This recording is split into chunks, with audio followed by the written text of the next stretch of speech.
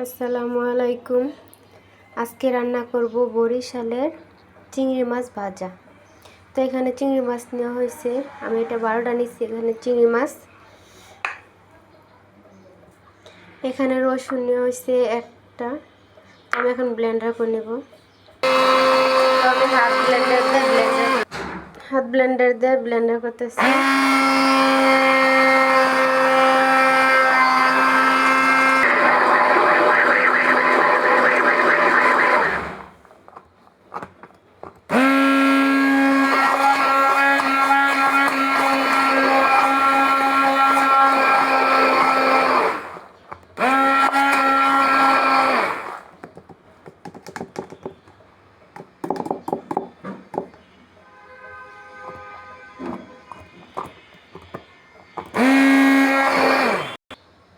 Blender করা শেষ। তো হাত ব্লেন্ডার সবচেয়ে বেশি সুযোগ হয়, হাত ব্লেন্ডার দিয়ে করলে সবচেয়ে বেশি ভালো হয়। সামান্য একটু একটু করা যায় সব সময়, যখন রান্না বান্না করবো তখন তরতাজা দেওয়া যায় মায় মশলা।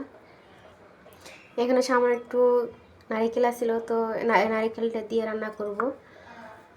এখন নারিকেলটা ব্লেন্ডার করে নেব।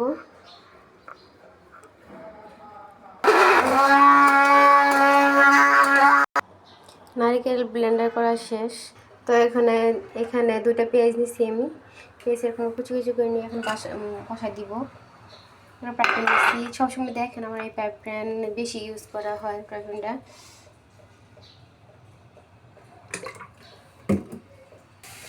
এখানে পেঁয়াজ হালকা করে ভাজা শেষ। তো এখন দিয়ে দিব রসুন বাটা,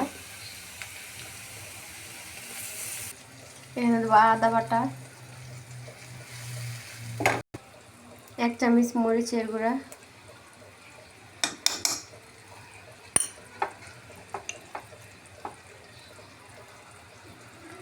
1 চামচ হলুদের গুঁড়া, 1 চামচ হলুদের গুঁড়া, স্বাদ অনুযায়ী লবণ। তো আর একটা কথা বলি, আপনারা অবশ্যই আপনারা আদা রসুন সবসময় তরকারির মধ্যে বেশি দিবেন, মানে যে আমার বেশি দেওয়া যায় ওর মধ্যে বেশি দিবেন। তো রান্নার মজাটা অন্যরকম হবে।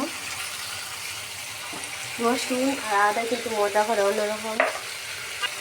তো এখন দিব চিংড়ি মাছ। চিংড়ি মাছটা দিয়ে কিছুক্ষণ ভাজবো।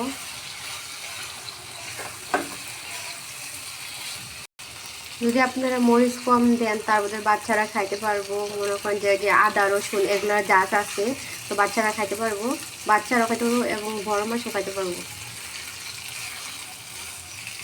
হালকা করে বাজার শেষ। এখন দিয়ে দিব নারিকেল পেস্টটা দিব। এখন দিয়ে আবার কিছুক্ষণ ভাজবো। এই যে 2টা টমেটো নিছি, তো টমেটোগুলো ব্লেন্ডার করে নেব।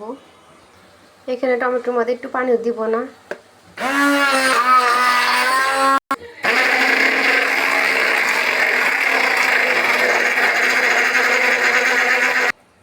তো ব্লেন্ডার হয়ে গেছে, নারকেল দেওয়ার পরে এটাও ভাজা হয়ে গেছে। তো এখন দিয়ে দেবো টমেটো ব্লেন্ডার করছি, এগুলো পেস্টটা দিয়ে দিব।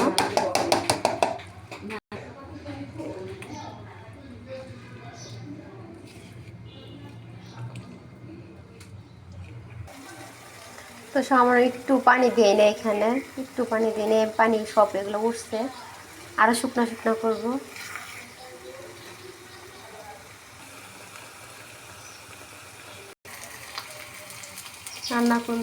রান্না হয়ে গেছে, শুকায় গেছে অনেক পানি। এরকম শুকনো শুকনো রান্না করবেন অবশ্যই। তো অনেক মজা লাগে এই রান্নাটা, কিন্তু অনেক অল্প তেলে রান্না করা হয়েছে।